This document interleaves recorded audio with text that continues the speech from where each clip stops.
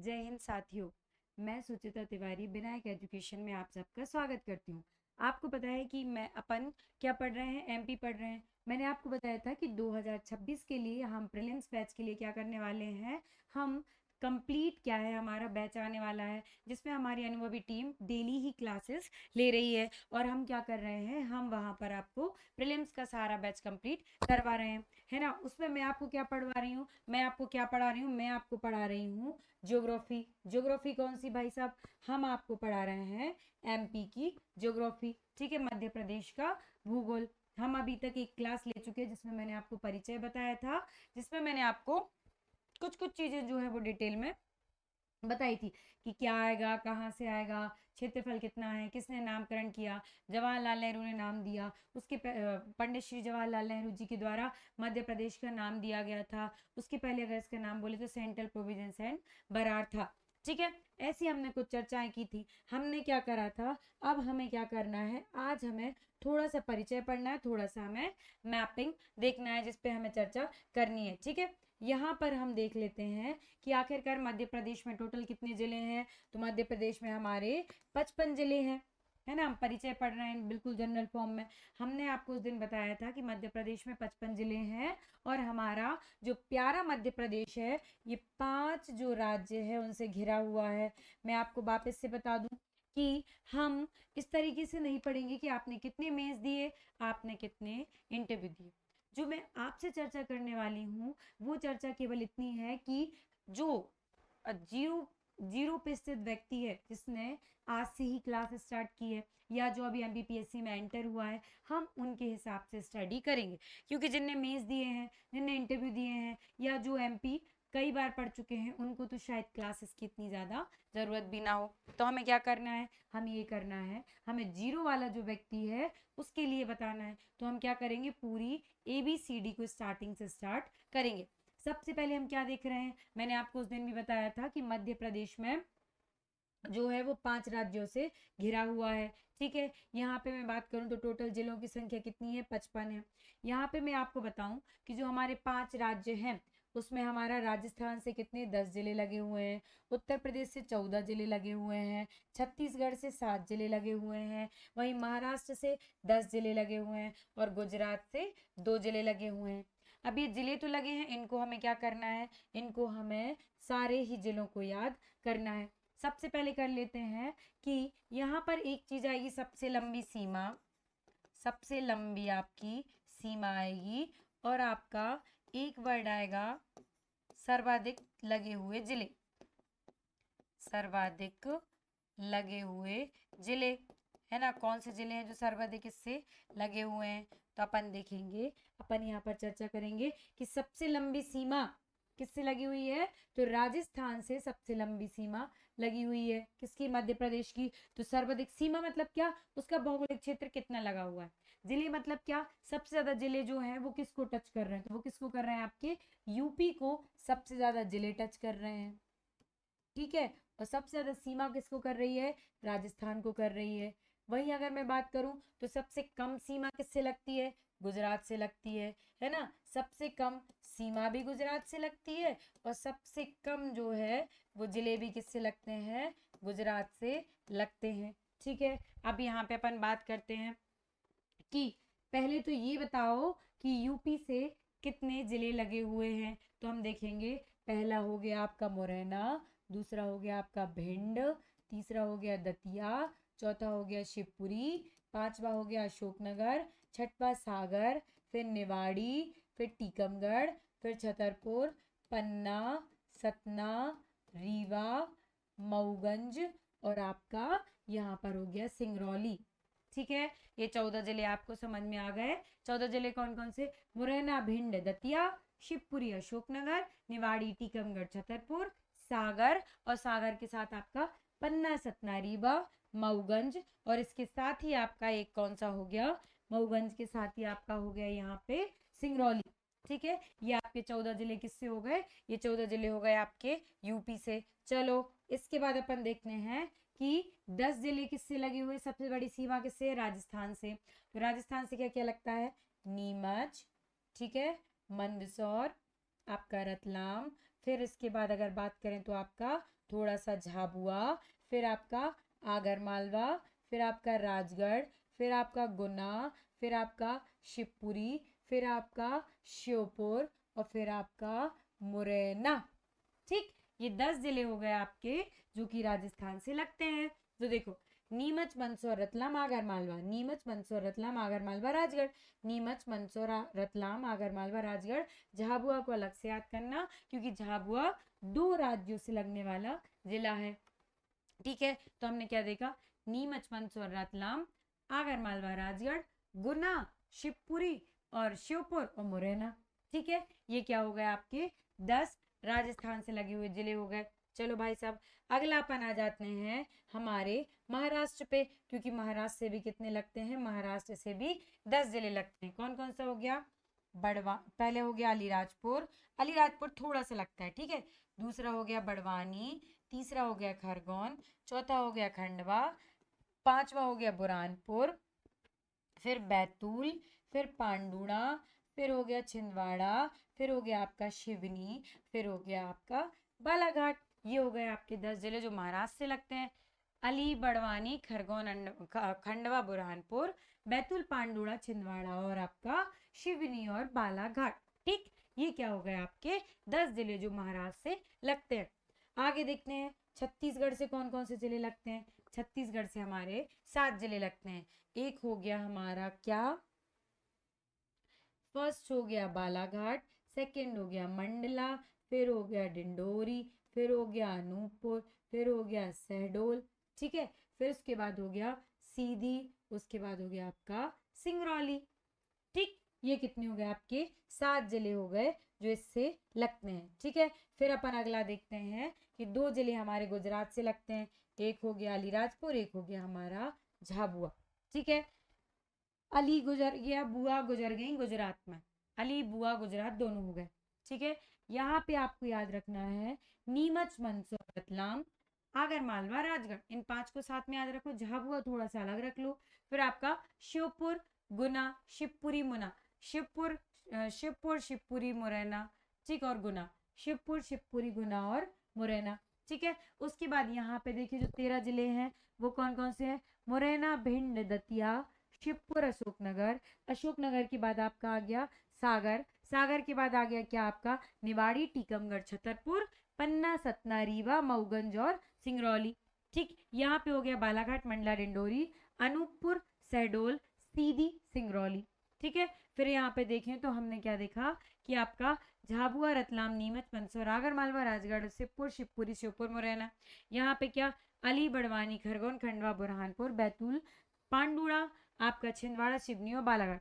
आपको क्या करना है, इनको कंठस्थ करना है। 5 राज्यों से कौन कौन से आपके जिले लगे हुए हैं।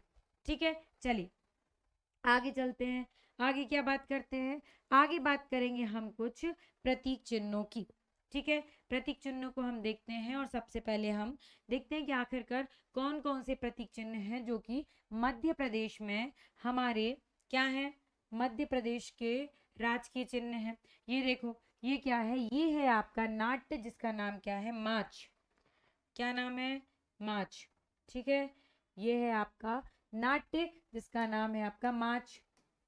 ठीक है, ये मुख्यतः मालवा क्षेत्र का क्या है, मालवा क्षेत्र का क्या है, नाट्य है। नाट्य मतलब होता है लगभग आपका नाटक ही नाट्य कहलाता है। ठीक है, तो हमारा राजकीय नाट्य क्या है, आपसे पूछा जाएगा मध्य प्रदेश का राजकीय नाट्य क्या है ना, राजकीय मतलब उस राज्य का नाटक क्या है, तो आप बताओगे माच जो है वो हमारा राजकीय नाट्य है। ठीक है, चलो आगे देखते हैं। आगे अगर हम बात करें तो आगे हम देखेंगे कि हमारा क्या है, हमारा आगे है, ये है हमारा राई नृत्य। ठीक है, तो आपसे पूछा जाएगा कि मध्य प्रदेश का राजकीय नृत्य क्या क्या है, राजकीय नृत्य क्या है ना, तो क्या है, राई है।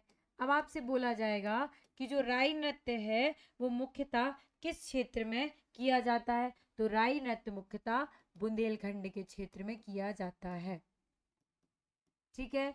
अगर मैं आपको हमारे राजकीय नृत्य की बात करूं तो ये किसमें मुख्यतः बघेलखंड में किया जाता है। और इसमें क्या होता है, इसमें अगर मैं बात करूं तो बुंदेलखंड और बघेलखंड दोनों में किया जाता है, लेकिन बुंदेलखंड और बघेलखंड में अलग अलग वाद्य यंत्रों का यूज किया जाता है। अगर मैं आपसे बोलूं कि इसमें अगर बुंदेलखंड की बात करूं तो बुंदेलखंड में यहाँ पर मृदंग का यूज किया जाता है। और अगर मैं बात करूं किसकी, उसकी बघेलखंड की, तो यहाँ पर ढोलक वाद्य यंत्र का उपयोग किया जाता है। कहाँ पर, बघेलखंड में। ठीक है। और बुंदेलखंड में किसका किया जाता है, मृदंग का उपयोग किया जाता है। तो आप यहाँ पे क्या याद रखोगे, आपको यहाँ पर याद रखना है कि मध्य प्रदेश का मुख्यतः जो नृत्य है, जो राजकीय नृत्य है, वो क्या है, राई है। ठीक है। राई नृत्य की बात करूं तो ये क्या है, राई नृत्य मुख्यतः बुंदेलखंड क्षेत्र में किया जाता है। ठीक है। इसमें अगर बात करें तो मृदंग जो है वो वाद्य यंत्र, किसकी बात कर रहे हैं, जो वाद्य यंत्र है मृदंग, वो बुंदेलखंड में यूज किया जाता है, और जो ढोलक है वो बघेलखंड में यूज किया जाता है। ठीक है। राई नृत्य की बात करूं तो इसमें क्या होता है कि कुछ महिलाएं होती हैं जो क्या करती हैं, नृत्य करती हैं, और उनको उनमें क्या होता है, ताल मिला के, और ताल नहीं मतलब एक तरीके से बोला जाए तो उसमें बीच बीच में कुछ स्टोरी होती है। फिर उसमें गाना गाया जाता है। तो ये मुख्यतः शुभ अवसरों पर किया जाता है। कब किया जाता है, शुभ अवसरों पर किया जाता है। जैसे कि किसी के यहाँ बच्चा हुआ है, जैसे कि किसी के यहाँ बच्चा हुआ है, या फिर किसी के यहाँ विवाह हो रहा है, या किसी के यहाँ कोई बड़ा फंक्शन है, तो उत्सवों पर क्या किया जाता है, ये जो राई नृत्य है ये किया जाता है। ठीक है। चलो आगे बढ़ते हैं, आगे देखते हैं हम, ये क्या है आपका, ये है मलखंब। क्या है, मलखंब। ठीक है। ये क्या है हमारा, क्या है मलखम्ब, मलखम्ब जो है वो हमारा राजकीय खेल है। क्या है, राजकीय खेल है। चलो तो बताते हैं, मलखम्ब जो है ये राजकीय हमारा खेल है। राजकीय मतलब मध्य प्रदेश का खेल है। ठीक है। इसको 2013 में राजकीय खेल घोषित किया गया। 2018 में मलखम्ब अकादमी स्थापित की गई। कहाँ पर की गई, मलखंभ अकादमी जो है वो उज्जैन में स्थापित की गई है। मुख्यतः जो मलखंभ खेल है ये उज्जैन वाले क्षेत्र में ही किया जाता है। ठीक है। तो हमने क्या बोला कि जो मलखंभ है वो क्या है, मलखंभ हमारा राजकीय खेल है। ठीक है। ठीक है। और इसको क्या किया गया है, राष्ट्रीय खेल पुरस्कारों में भी शामिल किया जा चुका है मलखंभ को। बताती हूँ कैसे।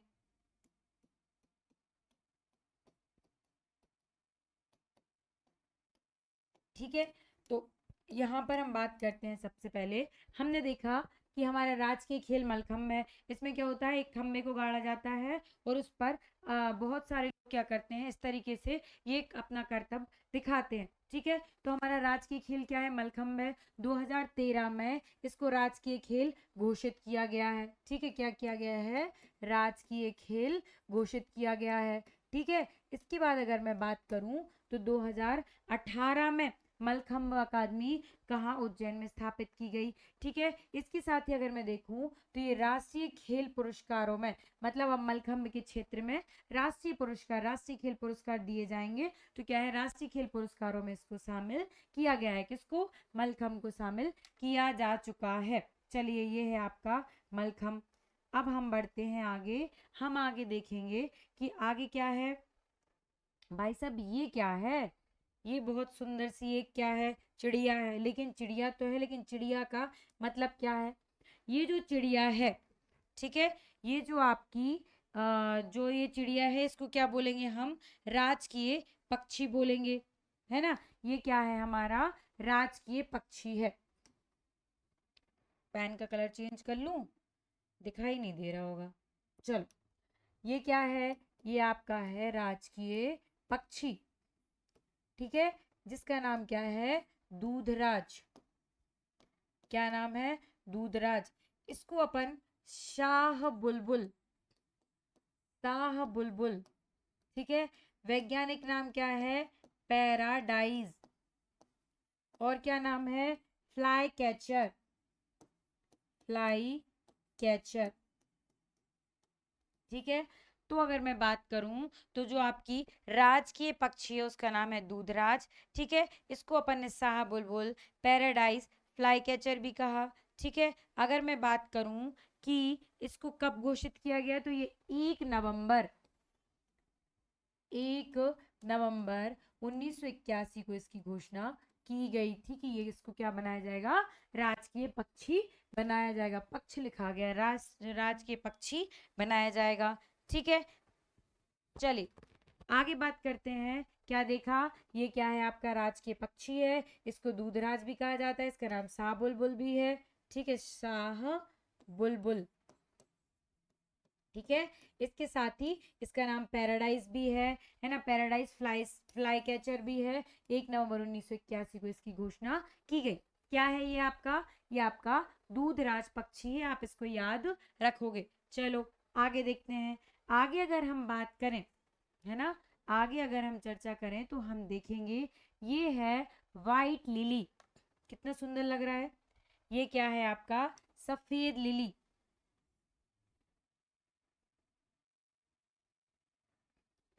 ये है आपका सफेद लिली। ठीक है, सफेद लिली है ये आपका। ये क्या है? ये है हमारा राजकीय पुष्प, है ना। राजकीय पुष्प का मतलब होता है मध्य प्रदेश का जो राजकीय पुष्प है वो क्या है आपका? वो है आपका राजकीय पुष्प क्या है आपका? राजकीय पुष्प है आपका सफेद लिली। ठीक है। चलिए आगे देखते हैं। आगे क्या देखना है कि जो आपका सफेद लिली है ना, इसका वैज्ञानिक नाम देखें तो लिलियम कैडमियम है। क्या है? Lilium cadmium. ठीक है, कैडबरी तो खाई होगी तो कैडमियम उससे याद रख लेना। ये क्या है आपका? राजकीय पुष्प है। चलिए आगे चलते हैं। आगे देखते हैं। ये है हमारा बरगद का वृक्ष, सबने देखा होगा, है ना। ये क्या है आपका? बरगद है। ये क्या है? हमारा राजकीय वृक्ष है। ठीक है, ये क्या है? बरगद है। ठीक है, जो बरगद है वो क्या है? हमारा राजकीय वृक्ष है। इसको, इसका नाम क्या है? फाइकस वैंगलिस। क्या नाम है? फाइकस बैंगलिस जो है इसका क्या नाम है? अगर हम बात करें तो इसका वैज्ञानिक नाम है, ठीक है, वैंगलेसिस। ठीक है। इसको कब घोषित किया गया? 1981 में इसको भी क्या किया गया? राजकीय वृक्ष घोषित किया गया, जो क्या है? हमारा बरगद है। चलिए आगे देखते हैं। आगे महाशीर मछली, और इसमें चित्र नहीं है लेकिन मैं आपको बता देती हूँ कि जो हमारी महाशीर है ना।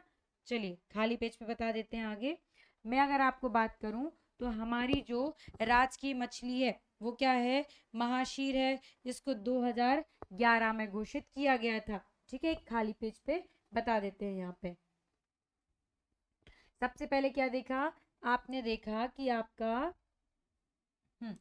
सबसे पहले देखा कि राजकीय आपका जो वृक्ष है वो क्या है? बरगद है। ठीक है। अगर मैं बात करूं कि राजकीय पक्षी क्या है? राजकीय पक्षी क्या है? तो आपने बोला कि दूधराज है। ठीक है, दूधराज है। फिर मैंने आपसे बोला कि राजकीय आपका पशु क्या है? तो वो क्या है? 12 सिंगा है। ठीक है, 12 सिंगा है। उसके बाद मैंने आपसे बोला कि राजकीय पुष्प क्या है? तो आपने बताया कि वाइट लिली या फिर सफेद लिली है ना, सफेद लिली है। उसके बाद देखें तो हमने आपसे बोला कि राजकीय मछली क्या है? अगर हम राजकीय मछली पर चर्चा करें तो ये है महाशीर, महाशीर। ठीक है, इसको कब घोषित किया गया? 2011 में। ठीक है, आपका पक्षी कब घोषित किया गया?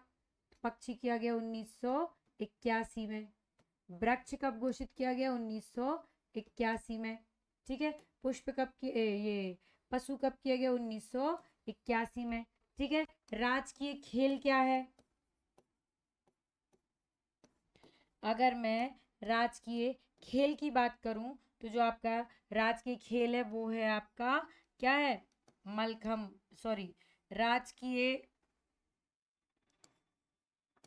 राजकीय नाट्य। सबसे पहले नाट्य की बात करते हैं तो क्या है? माच है। ठीक है, फिर इसके बाद करेंगे राजकीय खेल की बात, सबसे अंत में करेंगे राजकीय खेल की बात। तो ये है मलखंभ। कब घोषित किया गया? 2013 में। ठीक, अकेडमी खोली गई। कब एकेडमी खोली गई? आपकी जो आपकी इसकी एकेडमी है वो खोली गई 2018 में। ठीक है, 11 में नहीं, ये आपका 13 में। ठीक है, तो आप क्या करोगे? इसको आप याद रखेंगे। ये हो गए आपके सारे प्रतीक चिन्ह। ठीक है, इसके बाद हमें कुछ जो हमारे राजनीतिक परिदृश्य है उस पर चर्चा करनी है। अगर मैं आपको राजनीतिक परिदृश्य के हिसाब से बातें बताऊं, देखो ये सारी चीजें आपको मिल जाएंगी, बुक्स में मिल जाएंगी, इतना कुछ नहीं है, लेकिन ये है कि थोड़ा सा परिचय दे रही हूँ तो मैं आपको सारी चीजें बता दूं। अगर मैं राजकीय परिदृश्य की बात करूं तो सबसे पहले अपन देखेंगे कि आखिरकार मध्य प्रदेश में लोकसभा की सीटें कितनी हैं। ठीक है, अगर मैं लोकसभा की सीटों की बात करूं तो कितनी है? 29 है। वहीं अगर मैं राज्यसभा की सीटों की बात करूं तो राज्यसभा की सीटें 11 हैं। अगर मैं आपसे विधानसभा की सीटों की बातें करूं कि मध्य प्रदेश में विधानसभा की सीटें कितनी है तो कितनी है? 230। याद रखना जो +1 था उसको हटा दिया गया है एंग्लो इंडियन वाला। ठीक है, 104वां संविधान संशोधन। इसके बाद अगर मैं देखूं कि आपके लोग देखो राज्यसभा में SC ST की सीटें फिक्स नहीं होती हैं, लोकसभा में SC ST की सीटें फिक्स हैं। यहाँ पर SC की सीटें कितनी है? 4 है। और आपकी ST की सीटें जो है वो आपकी कितनी है? 6 है। अगर मैं आपसे बोलूं कि SC की सीटें कहाँ हैं तो आप लिखो ताऊ बीड़ी पीते हैं, ताऊ बीड़ी, बीड़ी वैसे याद रखो। ठीक है, टी से हो गया टीकमगढ़। ठीक है, ऊ से हो गया आपका उज्जैन। ठीक है, डी से हो गया आपका भिंड। और डी से हो गया भाई साहब आपका देवास। तो आपको ऐसे याद रहा आएगा कि जो SC की सीटें 4 हैं और ST की क्या है? आपकी 6 सीटें हैं। ठीक, अब आपका ST की बात करें तो यहां पर आएगा मर, बैसाख, धर। बस इतना याद करो, मर, बैसाख, धर। ठीक है, माँ से क्या हो गया आपका? मंडला। ठीक है, उसके बाद अगर मैं बात करूं, ये हो गया आपका मंडला। रा से हो गया आपका रतलाम। बा से हो गया आपका बैतूल। सा से हो गया आपका शाजापुर। खा से हो गया आपका खरगोन। और धर से हो गया आपका धार। ठीक है, इतनी चीजें आपको क्लियर होंगी। ठीक है, राज्य के परिदृश्य में अगर मैं बात करूं लोकसभा की सीटें कितनी है? 29। 11 अगर मैं बात करूं तो किसकी है? राज्यसभा की आपकी सीटें हैं। ठीक है, उसके बाद 230 आपकी विधानसभा की सीटें हैं। आपकी जो यहाँ पर अगर मैं बात करूं तो आपकी SC की 4 सीटें हैं, जिसमें मैंने आपको बताया ताऊ बीड़ी पीते हैं तो ताऊ बीड़ी। तो टी से हो गया टीकमगढ़, ऊ से हो गया उज्जैन, बी से हो गया भिंड और डी से हो गया देवास। वही ST के लिए हमने 6 दी और हमने क्या बताया? मर, बैसाख, धर। ठीक है, माँ से मंडला, रा से रतलाम, बा से आपका बैतूल। ठीक है, सा से शाजापुर। ठीक है, उसके बाद आपका क्या हो गया? खरगोन। और धर से हो गया आपका धार। मुझे यकीन है आपको इतनी चीजें याद हो गई होंगी। ठीक है, जो आपकी विधानसभा है अगर मैं इसमें बात करूं तो विधानसभा में आपकी जो आपकी SC की जो है वो 35 सीटें हैं। ठीक है। और अगर एसटी की बात करूं तो आपकी 47 सीटें यहाँ पर रिजर्व रखी गई हैं, है ना। मतलब एससी एसटी को इतना रिजर्वेशन मिलेगा ही, ये सीटें किसकी रिजर्व होंगी, एससी और एसटी की होंगी। इसके पहले एक सीट जो थी वो इंडियन की रिजर्व थी, लेकिन 104वां संविधान संशोधन के द्वारा इसको क्या किया गया है, हटाया गया है। अब यहाँ पर कुछ पॉइंट्स हैं, अगर आपको नोट करना हो तो नोट कर लेना, वरना केवल सुन लेना। अगर मैं बात करूं टोटल जिलों की संख्या कितनी है तो 55 है। 55 में अगर मैं बात करूं तो आपका 53वां जिला, 52 के बाद 53वां जो अभी लास्ट लास्ट में बने हैं, तो आपका 53वां जिला जो है वो मऊगंज है, ठीक है। वहीं अगर मैं बात करूं 54वां जिला जो है 54वां, वो कौन सा है, पांडुणा है। और वहीं मैं बात करूं आपका 55वां जिला कौन सा है, तो आपका मैहर बना है। अब आपसे पूछा जाएगा अंतिम जिला कौन सा बना है 55वां, तो वो कौन सा बना है, आपका मैहर जिले को बनाया गया है। वहीं यहाँ पर अगर मैं देखूं तो कुल संभागों की संख्या की बात करें कि कुल संभाग कितने हैं, तो संभागों की संख्या आपकी 10 है। वहीं अगर मैं यहाँ पर बात करूं कि आपके कुल जिलों की संख्या 55 हो गई, वहीं मैं आपसे बात करूं विकास खंड कितने हैं, तो विकास खंड आपके 313 है। अब आपको एक क्वेश्चन आएगा, आदिवासी विकास खंड कितने हैं, तो ये आपको याद रखना है। आदिवासी विकास खंड 89 है, जो अभी एमपीपीएससी के द्वारा पूछा गया है, ये मोस्ट इंपॉर्टेंट है, ठीक है। इसके बाद अगर मैं बात करूं कि जो हाई कोर्ट है वो कहाँ पर स्थित है मध्य प्रदेश का, तो हमारे जबलपुर में हाई कोर्ट स्थित है। लेकिन हमारी दो खंडपीठें भी हैं, एक है इंदौर में भाई साहब, एक है ग्वालियर में, और एक जल्दी ही भोपाल में स्थापित होगी, जो अभी भोपाल में नहीं है। ये हो गया आपका प्रशासनिक परिदृश्य, ठीक है। हमको क्या करना था, ये प्रशासनिक परिदृश्य देखना था, है ना। प्रशासनिक या फिर बात करें तो राजनीतिक परिदृश्य हमको यहाँ पर देखना था, ठीक है। अगली हम जो चर्चा करने वाले हैं वो ये चर्चा करने वाले हैं कि आपको एक मैप बताने वाले हैं। चलिए देख लेते हैं। चलिए ये है आपका मैप।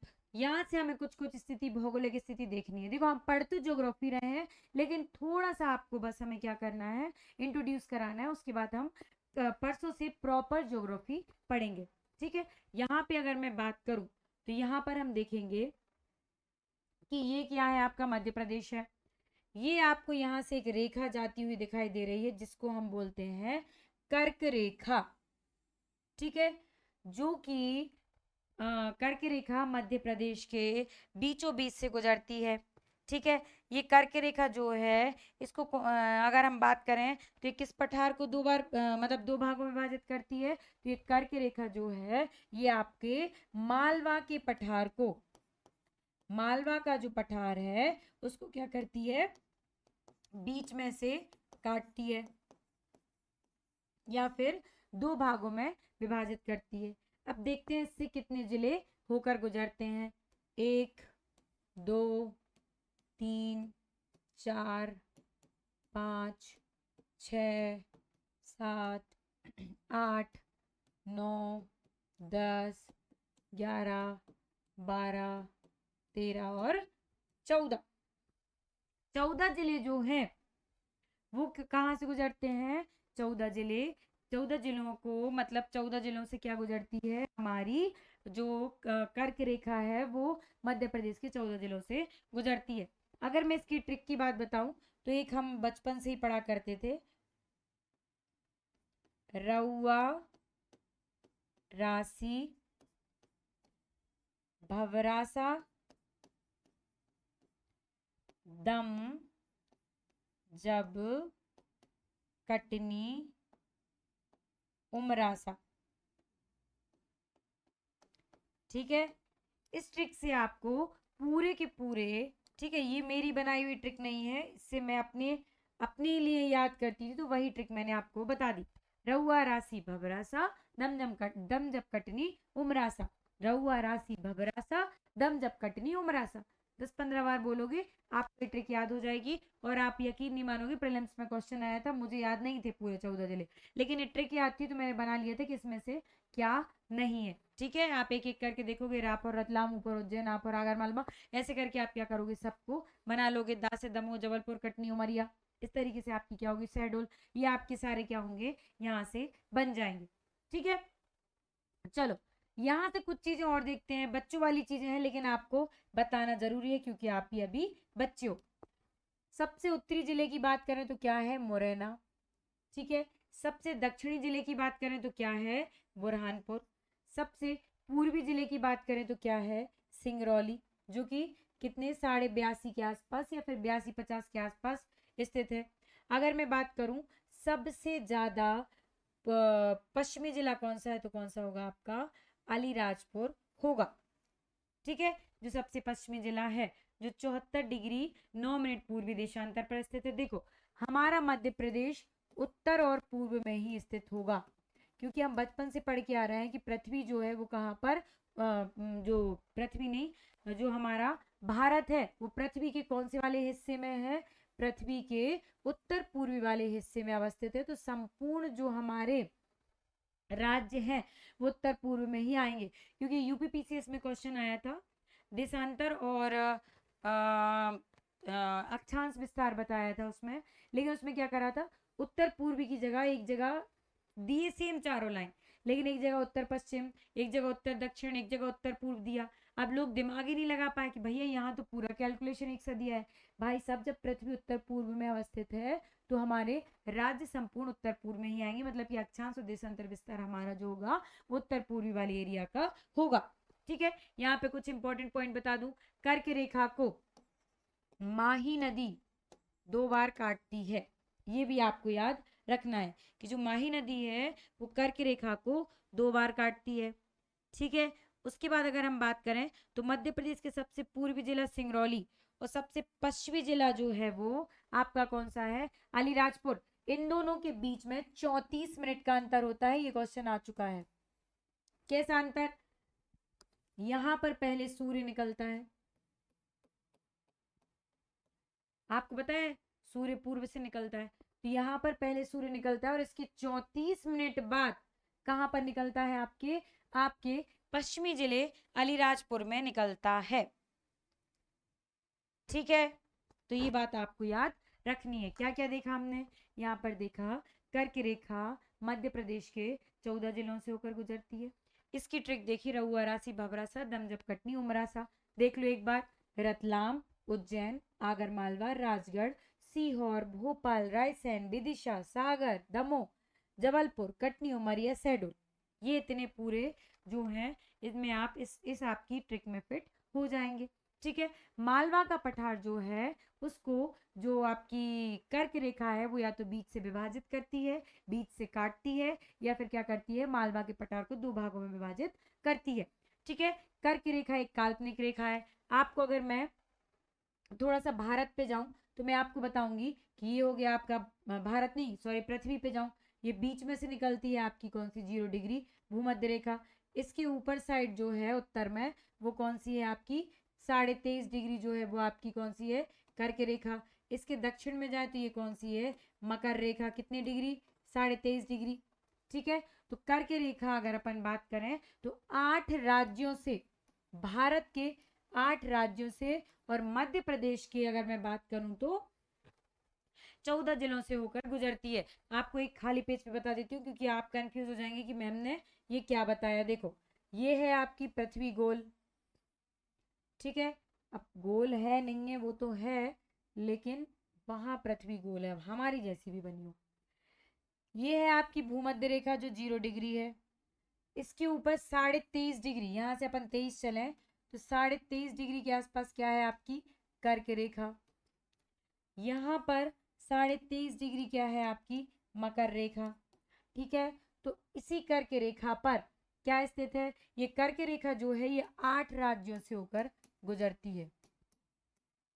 ठीक है, गुजरात, राजस्थान, है ना, त्रिपुरा, ऐसे ही मध्य प्रदेश, छत्तीसगढ़, ऐसे ही 8 राज्यों से होकर हमारी कर्क रेखा गुजरती है।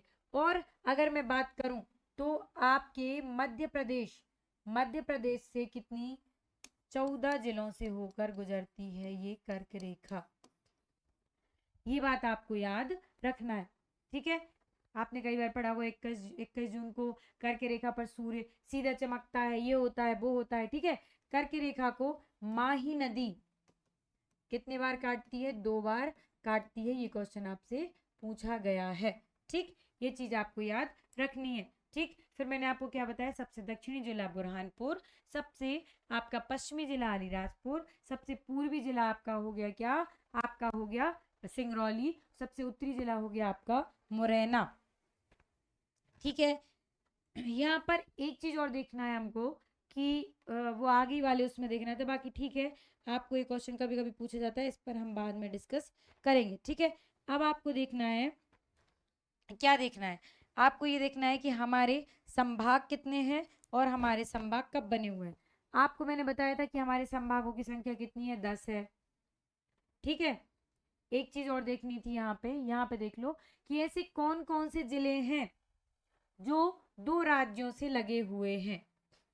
ठीक, कौन कौन से जिले हैं जो 2 राज्यों से लगे हुए हैं। सबसे पहले भाई साहब ऊपर देखो, मुरैना, मुरैना को देखो, इधर राजस्थान से इधर यूपी से, तो एक तो हो गया मुरैना, किस किस से, राजस्थान प्लस यूपी। चलो, अगला जिला है झाबुआ, झाबुआ किस किस से लगा है, झाबुआ को देखो, ऊपर लगा आपका भाई साहब राजस्थान से, और अगर मैं बात करूं तो नीचे लगा आपका गुजरात से। चलो भाई साहब, तीसरा जिला है अलीराजपुर, अलीराजपुर की बात करें तो इधर लगा है भाई साहब गुजरात से, देखना अभी आप, और यहाँ लगे हैं भाई साहब महाराष्ट्र से। चलो, ये भी हो गए। अगली अगर मैं बात करूं तो आपका अगला जिला है क्या बोलते उससे, बालाघाट, है ना। अगर मैं बालाघाट की बात करूं तो बालाघाट भाई साहब यहाँ से लगे हैं महाराष्ट्र से, यहाँ से लगे हैं छत्तीसगढ़ से। तो कितने जिले हो गए, 1 2 3 4। ठीक है, अब आ जाओ आप, अब एक बचा शिवपुरी और एक बचा आपका सिंगरौली। ठीक है, ये है आपका शिवपुरी, शिवपुरी को हमने देखा था यहाँ लगा राजस्थान से, यहाँ लगा यूपी से। ठीक है, ये हो गए आपके सिंगरौली, सिंगरौली यहाँ लगा यूपी से और यहाँ लगे हैं छत्तीसगढ़ से। याद हो गए होंगे कितने जिले, 6 जिले। 6 जिले देखो, यहाँ पर झाबुआ, अलीराजपुर, यहाँ पर मुरैना, यहाँ पर आपका हो गया शिवपुरी, और यहाँ पर हो गया आपका क्या, सिंगरौली, और यहाँ पर हो गया आपका बालाघाट। देखो यहाँ के 2 हैं, झाबुआ और अलीराजपुर। झाबुआ अच्छे से याद रखना, झाबुआ ऊपर आता है, अलीराजपुर नीचे आता है। तो ऊपर बात करें तो किससे लगा हुआ है, राजस्थान से, नीचे लगा हुआ है किससे, आपका महाराष्ट्र से। ठीक है, यहाँ पे बात करें तो आपका बालाघाट यहाँ पे लगा महाराष्ट्र से, यहाँ पे छत्तीसगढ़ से। तो ये वाली बात हमारी रह गई थी, इसको मैंने आपको यहाँ पे कंप्लीट करा दिया। हमारा एक और आज का टॉपिक बचा हुआ है, वो है हमारे संभाग, कि आखिरकार संभागों की संख्या कितनी है। ठीक है, तो मैंने आपको बोला कि संभागों की कुल संख्या है 10। कौन कौन से संभाग है, सबसे पहले आप यहाँ पर ऊपर देखो, आपका है ग्वालियर संभाग। ठीक है, फिर उसके बाद है आपका कौन सा, चंबल संभाग, जिसमें कितने, 3 जिले आते हैं। भोपाल संभाग में आपके 5 जिले आते हैं। उज्जैन संभाग के आपके 7 जिले आते हैं। इंदौर संभाग में आपके 8 जिले आते हैं। नर्मदापुरम, जिसका पुराना नाम क्या है, होशंगाबाद, इसमें आपके 3 जिले आते हैं। ठीक है, जबलपुर, ठीक है, जिसमें आपके कितने, इसमें भी आपके लगभग 8 जिले आते हैं। ठीक है, अब 9 आने लगे, पांडुड़ा आ गया। तो शहडोल, शहडोल जिले में आपके शहडोल संभाग में आपके 3 जिले आते हैं। रीवा संभाग में आपके 6 जिले आते हैं। ठीक है, तो टोटल संभागों की संख्या 10। ठीक है, किसके हेडक्वार्टर कहाँ पे हैं, ठीक है, जबलपुर का जबलपुर में है, चंबल का बस आपको याद रखना है मुरैना में है, बाकी का वही है। देखो भोपाल का भोपाल में, उज्जैन का उज्जैन में, इंदौर का इंदौर में, होशंगाबाद का होशंगाबाद में, जबलपुर का जबलपुर में, शहडोल का शहडोल में, रीवा का रीवा में, और सागर संभाग का सागर संभाग में ही क्या है, आपका हेडक्वार्टर है। आपको याद रखना है किसमें कितने जिले आते हैं, संभागों की संख्या कितनी है, 10 है। ठीक है, सबसे छोटा संभाग कौन सा है वो देखना है। ठीक है, सबसे बड़ा संभाग कौन सा है, न्यूनतम लिंगानुपात कहाँ है, क्षेत्रफल में सबसे बड़ा कौन सा है, क्षेत्रफल में सबसे छोटा कौन सा है, साक्षरता में, ये अपन देखेंगे जनसंख्या वाले टॉपिक में। अभी केवल हम इन जनरल परिचय देख रहे थे। मध्य प्रदेश है क्या, है ना, मध्य प्रदेश में कितने जिले हैं, कितने संभाग हैं। अब हम एक खाली स्लाइड पे क्या करते हैं, इसको देख लेते हैं और इसके बाद हम अपनी क्लास को क्या करते हैं, शांति देते हैं क्लास को। ठीक है, चलो तो रिवाइज कर लें। सबसे पहले मैंने आपको बताया, मैंने आपसे बोला कि आखिरकार मध्य प्रदेश जो है कितने राज्यों से लगा हुआ है। मध्य प्रदेश हमारा 5 राज्यों से घिरा हुआ है। आपको बताया भी 5 राज्य कौन कौन से हैं। टोटल जिलों की संख्या कितनी है, 55 जिलों की संख्या है। ठीक है, उसके बाद मैंने आपसे बोला कि जो 55 जिले हैं, है ना, उनमें से मैंने आपको बताया था कि कौन सा 53वां है, कौन सा 54वां है, कौन सा 55वां है, वो मैंने आपको याद कराया। फिर उसके बाद मैंने आपसे बोला कि हमारे प्रतीक चिन्ह क्या क्या है, हमने इन पर चर्चा की थी। तो हमने प्रतीक चिन्हों में देखा भाई साहब, राजकीय नृत्य क्या है, राई है, राजकीय नाट्य क्या है, राजकीय खेल क्या है, मलखम्ब है, राजकीय नाट्य माच है ना। अगर मैं बात करूं तो जनजातियों का जनजातियों का मुख्य नृत्य क्या है, तो भगोरिया, या उत्सव क्या है, तो भगोरिया उत्सव है। ठीक है, इस पर चर्चा नहीं की थी बट है उनका। ठीक है, आगे हम पढ़ेंगे। तो इस तरीके से हमने क्या देखे, प्रतीक चिन्ह देखे। फिर उसके बाद हमने क्या देखा, हमने देखा कि जो हमारी कर्क रेखा है वो कितने जिलों से गुजरती है। कर्क रेखा हमारे 14 जिलों से गुजरती है, लेकिन भारत के 8 राज्यों से होकर गुजरती है। ठीक है, उसके बाद हमने देखा कि आखिरकार संभागों की संख्या कितनी है।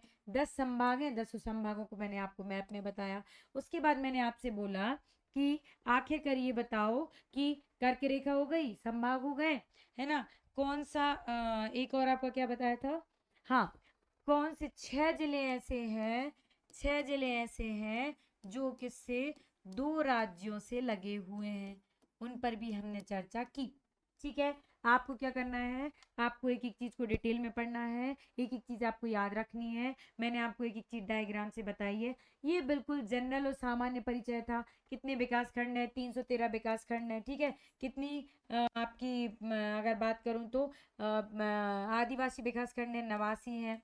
ठीक है, कितनी विधानसभा की सीटें हैं, कितनी आपकी लोकसभा की सीटें हैं, कितनी आपकी राज्यसभा की सीटें हैं। यहाँ पर 6 और 4 में रिजर्वेशन है। ये एससी हो गया, ये एसटी हो गया। ट्रिक से बताया अभी कि क्या है। ठीक है, 230 में से 35 और 47 एससी एसटी के लिए ये विधानसभा की रिजर्व है। ठीक है, ये सब हमने क्या की थी, चर्चा की। ठीक है, मुझे यकीन है इतनी चीज़ें आपको याद हुई होंगी। ठीक है, जो चीज़ याद नहीं होगी उनको ट्रिक से बताएंगे, और बाकी जितनी भी चीज़ें हैं उनको हम क्या करने वाले हैं, अब हम प्रॉपर ज्योग्राफी मोड में पढ़ने वाले हैं। आज तक आपका परिचय था। ठीक है, इसी के साथ हम अपनी क्लास को यहीं समाप्त करते हैं। जय हिंद, जय भारत। ठीक है, और कोई भी डाउट होगा तो आप कमेंट सेक्शन में पूछेंगे। इसके साथ ही अगर मैं बात करूं तो बुक लिस्ट हो, या एमपी की बुक हो, या कैसे पढ़ना है, या फिर आपको कहाँ से ऑब्जेक्टिव लगाने हैं, कितने ऑब्जेक्टिव लगाने हैं, ये सारी चीज़ें भी आप कमेंट में पूछ सकते हो। ठीक है।